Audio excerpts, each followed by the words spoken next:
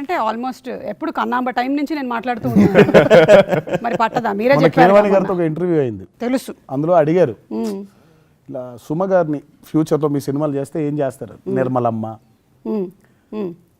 ఛాయాదేవి గారు, వాళ్ళందరూ యంగ్ గా ఉన్నప్పుడు నిర్మలమ్మ గారు ఇలా నోరేసుకొని పడిపోయే ఒక గడుసు అత్త, ముసలావిడ, అలా క్యారెక్టర్స్ కి పర్ఫెక్ట్ గా ఉంటావు.